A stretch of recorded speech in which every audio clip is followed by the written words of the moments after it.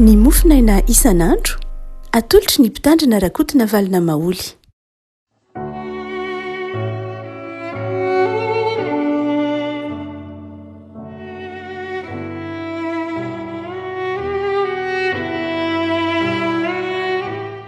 Fanarahabantsika rehefa malala tratra ity talata fafitony volana aprily ity. Ny mofinaina voalahatra ao antsika dia ny filazan-tsaramasina araka ny lioka. Lioka toko 720, lioka toko 720 andiny voalohany ka hatramin'ny faharoa ambin'ny folo amin'ny anaran'i Jesosy. Fa noho marainako tamin'ny andro voalohany amin'ny herinandro dia nakany amin'ny fasana izy nitondra ny zava-manitra izay efa namboariny ary hitany fa indro ny vato efa voakidiny ela tamin'ny fasana. Dia niditra izy nefa tsy nahita ny fatin'i Jesosy tompo. Ary raha mbola very hevitra tamin'izany izy, indreo nisy roa lahy niseho taminy nitafy fitafiana manelatrelatra ary noho natahotra izy ka niankohoka dia hoy izy roa lahy taminy: nahoana no atao maty no tadiavanareo ny velona? Tsy ato izy fa efa nitsangana. Tsarovy ny teny izay nataony taminareo fony izy mbola tany Galilea hoe ny zanak'olona tsy maintsy atolotra eo an-tanan'ny mpanota ka ombona amin'ny hazo fijaliana ary hitsangana amin'ny andro fahatelo. Dia nahatsiaro ny teniny izy ary niverina niala tamin'ny fasana izy dia nilaza izany rehetra izany tamin'ny iraika ambin'ny folo lahy sy ny namany rehetra. Teo Maria Magdalena sy Joana ary Maria renin'i Jakoba ary ny vehivavy sasany izay namany ireo koa dia nilaza izany tamin'ny apôstôly. Nefa nataony ho arirarira foana izany teny izany ka tsy ninohy. Fa Petera nitsangana dia niazakazaka nakany amin'ny fasana ary niondrika izy ka nahita ny lamba-paty mipetraka mitokana dia lasa nody izy sady gaga noho ny zavatra izay tonga teo. Ray Masino, manao sinanay amin'ny fahamarinana ny tenao fahamarinana. Amen. Andiny faharoa ambin'ny folo. Fa Petera nitsangana dia niazakazaka nakany amin'ny fasana ary niondrika izy ka nahita ny lamba-paty mipetraka mitokana dia lasa nody izy sady gaga noho ny zavatra izay tonga teo. Matetika firesantsika eto amin'ny mofinaina hoe anankiray izay mampiavaka ny filazantsara ny lioka dia tononona ho filazantsara ny vehivavy izy. Ny antony dia satria manome toerana bebe kokoa ny vehivavy ny filazantsaraka ny lioka. Betsaka ireo tantara, betsaka ireo fanoharana, betsaka ireo fanazavana maro samihafa tantaran'ny lioka manome toerana ny vehivavy. Manomboka hatrany amin'ny toko voalohany sy toko faharoa io dia efa ahitantsika ny tantaran'ny lioka manome toerana ny vehivavy. Hatramin'ny hoe eo ohatra amin'ny Matio dia Josefa no nisehon'ny anjely.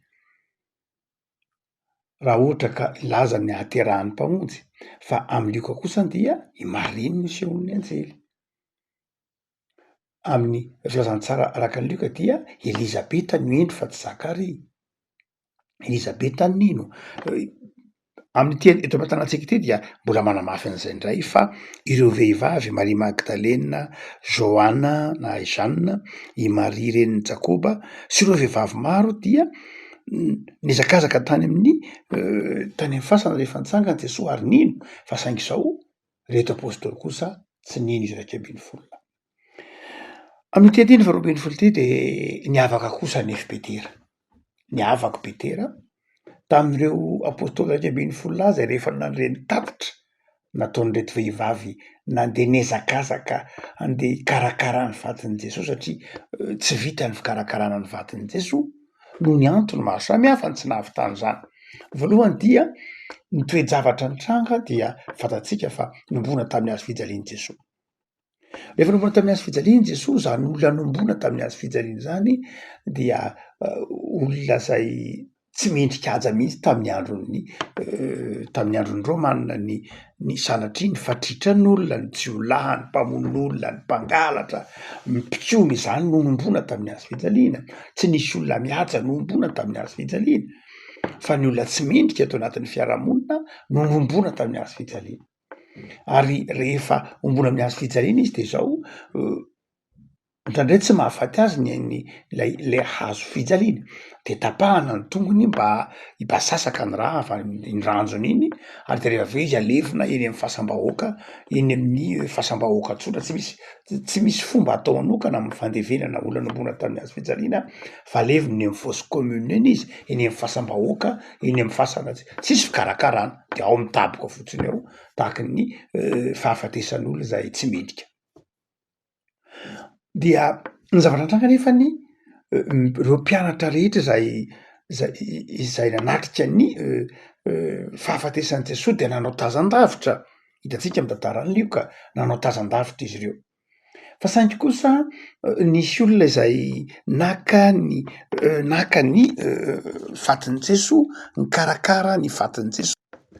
Hoy ny tantaran'ny Lioka hoe nisy lehilahy anankiray antsoina hoe Josefa zay isan'ny Sinedriona, ny antsoina hoe Sinedriona dia tribonaly raha jerena am'zao antsika zao de farafahakeliny zany olona zany magistrat dia olona ambony zany olona najain'ny olona Josefa avy any Arimatea jiosy izy marina niandry ny fiavian'ny fanjakan'Andriamanitra zany hoe jiosy niorina tamin'ny finoana dia ity Josefa avy any Arimatea ity no nandeha nangataka ny fatin'i Jesosy tao amin'ny Pilato. Zavatra tsy fanao mihitsy zany, zavatra mahagaga zany eo amin'ny tantara. Inona ny mahagaga?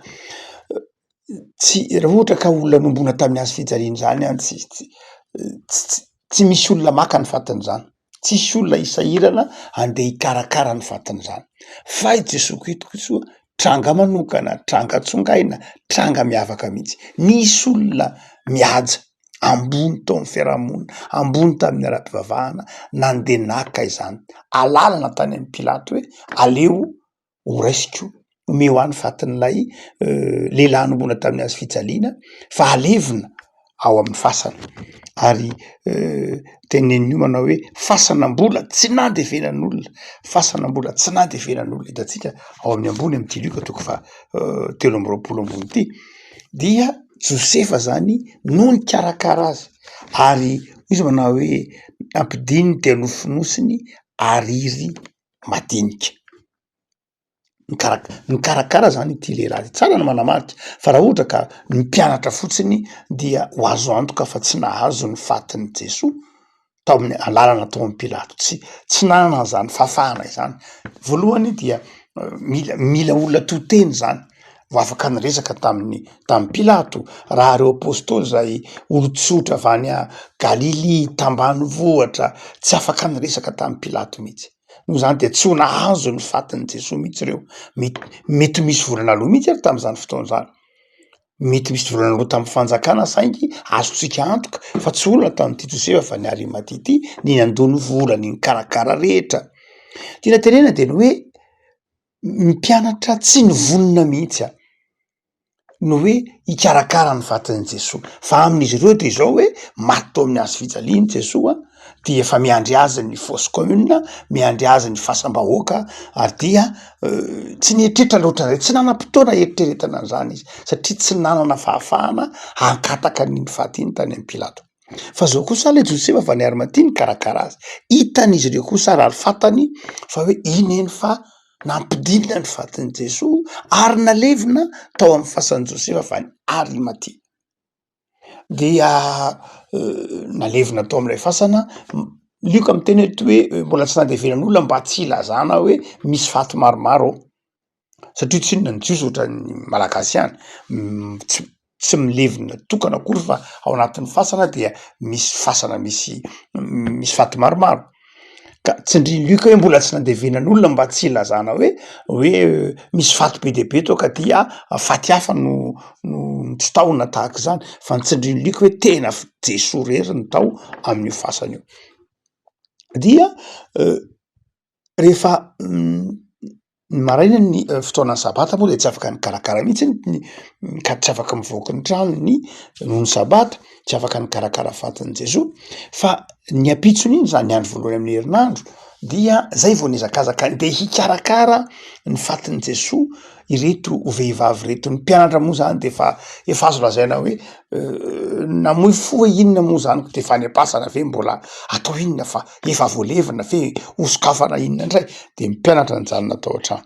fa reto vehivavy reto kosa asa zay tao an-tsainy fa andoranga karakarainy fatany tsara fa efa voaleviny Jesosy efa naleviny Josefa afa ny Arimatia fa midy ny fasana fa nandeha ihany izy nandeha amin'ny finoana nandeha amin'ny fitiavana ny tany mpitiavana nakeny amin'ny fasana tonga teny amin'ny fasana sokatra ny fasana efa nitsangany Jesosy miverina izy natara-tam-pianatra manao hoe efa tsotsony ange Jesosy efa nitsangana tamin'ny maty ny teny taminay ny anjely fa nitsangana izy fa nampatsiaro anay ny tenin'Andriamanitra de mindry raha io saingy hoy ny filazan'ny Luka azy hoe ireto 140 lahy kosa dia inona no nitranga nataony ho arirarira fotsiny nataony ho arirarira fotsiny hoe aty ahoana moa zany Jesosy ve nitsangana ahoana fangatsy efa maty fangatsy efa voalevina saingy zao nisy anankiray tamin'izy ireo Petera nitsangana lay voambolana hoe nitsangana io dia mitovy mihitsy amin'ny hoe fampiasako amin'ny hoe nitsangana amin'ny maty azo ampiasaina mihitsy io voambolana ampiasain'ny Luka hoe nitsangana be deaibe moa teny hoe nitsangana maty amin'ny teny grika misy voambolana matoa teny telo izy na roa na telo fa anankiray amin'ny fampiasa amin'io ary hoe nitsangana ity dia azo atao koa hoe toy ny nitsangana tamin'ny maty izany hoe Petera zany rehefa avy nandreny filazantsara notoriny reto vehivavy reto notoriny Joana i Maria Magdalena sy Maria reniny Jakoba satria filazantsara notoriny reo velona Jesosy de nitsangany Petera nitsangana toy ny hoe nitsangana tamin'ny maty Petera toy ny hoe nitsangana vao anatin'ny fisalasalany Petera toy ny hoe nitsangana vao anatin'ny tsy fahatokina satria nandreny filazantsara notoriny reto vehivavy reto de hoy Luka hoe de nitsangana Petera ary nitsangana aingana raha tena jerena nitsangana aingany Petera ary rehefa nitsangana Petera de niazakazaka filazan'ny Luka zany de zao ny fandrenesana ny filazantsara ny fandrenesana fa velona Jesosy dia miteraka azakazaka na iza mandre ny fitsanganan'i Jesosy tamin'ny maty na iza ny mandre fa velona Jesosy de tia miazakazaka te hiazakazaka tsy Luka ihany no mitantarany hoe niazakazaka fa i Jaona mitantarany io amin'ny Jaona 2:20 7 9 dia milaza hoe niazakazaka ny zavatra niateraky ny fitsanganan'i Jesosy tamin'ny maty de zao azakazaka ary dia ity antida raha oharina amin'ny hoe taona amin'ny vanim-potoana ankehitriny rehefa zokiolo Petera efa raim-pianakaviana niazakazaka satria nandrefa velona Jesosy nandrefa nitsangana tamin'ny maty Jesosy de niazakazaka izy nakany amin'ny fasana aninona any amin'ny fasana mo Petera hanamarina lay lazain'ny vehivavy ve sa aninona any amin'ny fasana efa mazava ny tenin'ireo vehivavy tamy manao hoe zao ny tenenin'ny anjely taminay manao hoe nahoana anao aty amin'ny maty hoe nitadiavanareo amin'ny velona fa nanino ny Petera ny mbola niazakazaka tany ihany dia ho Luka manao hoe tonga teny amin'ny fasana izy ary rehefa tonga teny amin'ny fasana izy de niondrika zany hoe tsy niditry Petera fa niondrika izy nitazana izy nidika lay niondrika dia milaza reo voambolana rehetra reo de voambolana teolojika voambolana misy heviny ara-bakteny saingy misy heviny koa ara-teolojika voambolana hoe niondrika de fomba fiteny andavanandro hoe niondrika milaza fihetsika tao ara-batana saingy voambolana koa mitory fanetretena voambolana mitory fanetretena mitory fikarohana zany hoe rehefa nandrezany Petera fa nitsangana tamin'ny maty Jesosy dia lasa niazakazaka izy ary lina izy niteraka etaeta te amantatra tao anatiny niteraka etaeta te hanao zavatra tao anatin'ilay voambolana hoe niazakazaka tricot zay amin'ny teny grika zay milaza hoe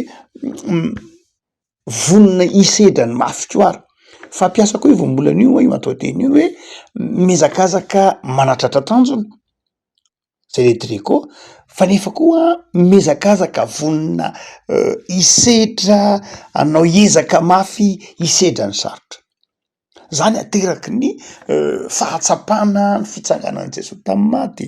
Rehefa velona Jesosy de mahatonga fihetsika ao anatitsika, mahatonga fihetsika eo amin'ny fiainantsika, te hanao zavatra, te hisongona ny vato misakana, te hioatra ny vato misakana, te hanao fiezaka mafimafy kokoa zay le hoe tricot, ary indrindrindrindra dia te hanatratra tanjona. Ny fandresen'i Jesosy ny fahafatesana zany dia ny fandrenesantsika ny filazantsara, ny fandrenesantsika fa velona Jesosy de mahatonga atsika manana tanjona, mahatonga atsika manana antom-pisiana mazava.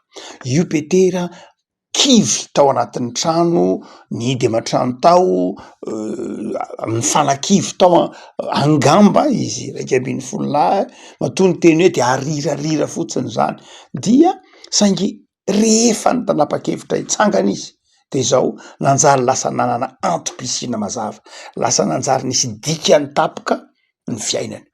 Zany de afaka malala ny filazantsara dia mampitraka atsika ka mahatonga amin'ny fiainantsika misy dikany, misy heviny vaovao, misy tanjona vaovao, ary vonina hisedra ny sarotra hanatratrarana izany tanjona vaovao zany.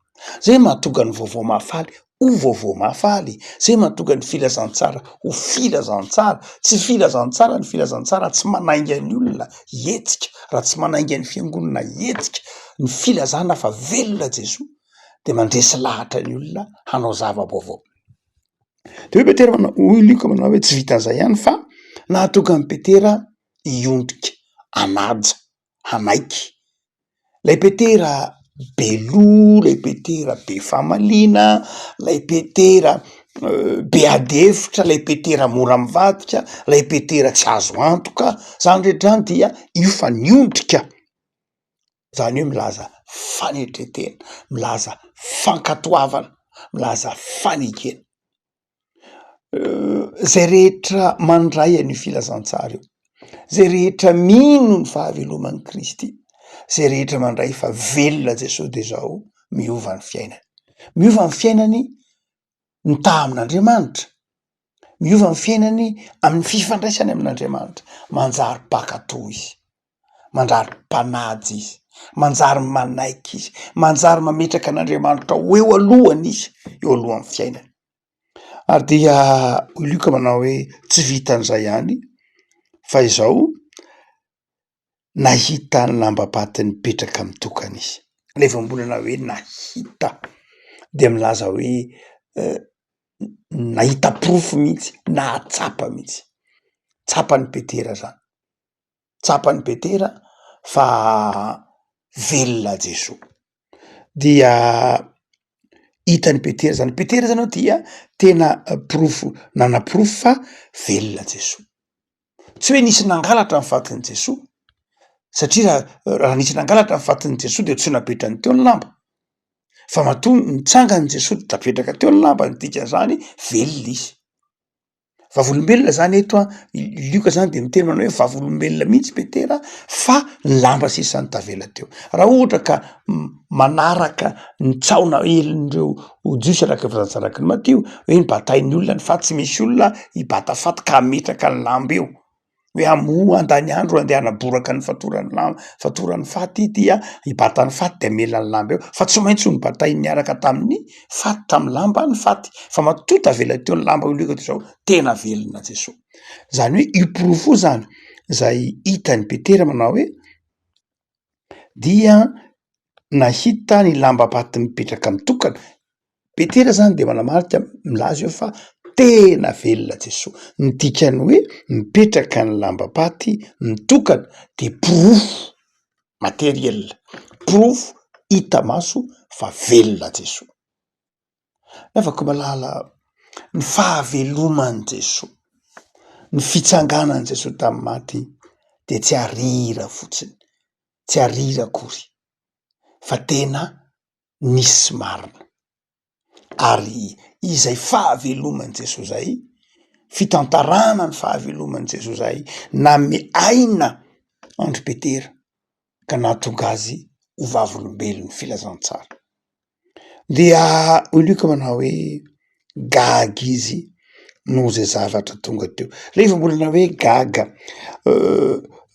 tomajo azonao teny frantsay tomature tomajo marina fa milaza hoe gaga fa tsy hoe gaga tsy mino akory peter eto fa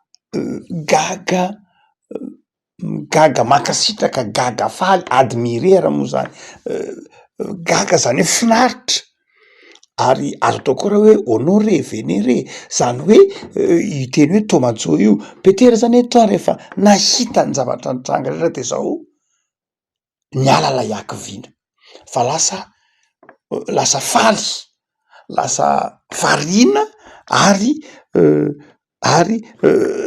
nitondra fifaliana ho azy lay fandalovana tany amin'ny fasana nahitany hoe tena velona Jesoa. Petery moa fantatsika fa tovy am'ry Tomasy ange izy zany to tsy nanaiky mihitsy tsy nino mihitsy izy raha tsy nakany amin'ny fasana tsy nino ny tenenin'ireo vehivavy reo tokony ho ampeny Petera ny tenin'ireo vehivavy reo saingy tsy ampeny Petera tsy ampy aleo tena ho amariniko any amin'ny fasana mihitsy de zao nanjary nahatonga fifaliana fahagagana ho an'ny Petera. Revako malala am'izao talata izao zavatra anankiroa no entina mampaherenao amin'ny tendinitsy ohatra masina zay mofinaina ho atsika ity mivonona hiazakazaka mivonona hanompo mivonona hiezaka mivonona hisehitra ny sarotra fa satria efa velona Jesoa aza matahotra ny azakazaka aza matahotra ny hisehitra ny sarotra aza manahy ny am'izay mety ho karazany zavatra manakana anao fa efa velona Jesoa. Hotsika manao hoe nidika ny teny hoe tricot de fahasahina hisehitra ny sarotra rehetra vehivavy zay niainga tany an-tokantrano rehetra ka andeha hikarakara ny vatiny Jesoa de efa nahita fa vokidia ny varavara-pasana de efa nahita fa vokidia ny varavara-pasana. Varavara-pasana raha ohatra ka jerentsika de zao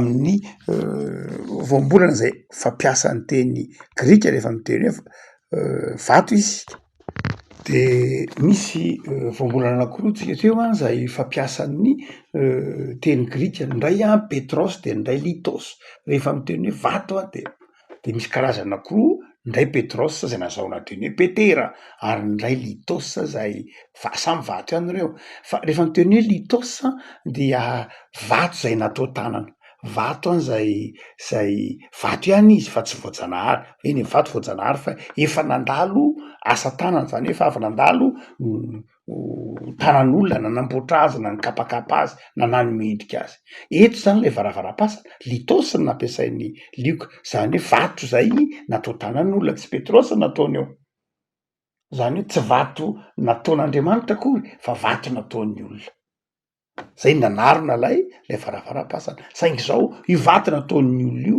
de efa vokidia inona ny dikan'izany dikan'izany de zao manana finoana fa na inona vato misakana zay mety ataon'ny fiarahamonina vato misakana mety ho ataon'ny olona vato misakana mety mitranga amin'ny asan'ny olona na asan'olombelona na inona zay litos zay de zao matoky fa tsy manakana ny azakazaka tokony ataonao zany miazakaza fa efa vokidia ny vato miazakaza mivonoana fa velona Jesoa ka sahy miazakazaka hanao zay zavatra tiany Jesoa ataonao. Fa ny faharoa zay entina mampahery anao aza mionona amin'ny azakazaka ihany aza manaiky mijanona ny hoe iazakazaka fiazakazaka ihany miazakaza amin'ny finoana miazakaza amin'ny fitiavana miazakaza amin'ny fifaliana. Fa ny faharoa lehibe zay entina mampahery anao de izao aneo zava-mahagaga aminao Andriamanitra tsy hoe miazakazaka ianao de mangiry firy tsy hoe miazakazaka de hijaly de solafaka fa miazakazaka ianao fandresy miazakazaka ianao fampahitan'ny tompo zava-mahagaga miazakazaka ianao fa ho hitanao lay tomajo ho hitanao lay fahagagana ho hitanao lay fifaliana. Zay tsy miazakazaka de tsy mahita fifaliana.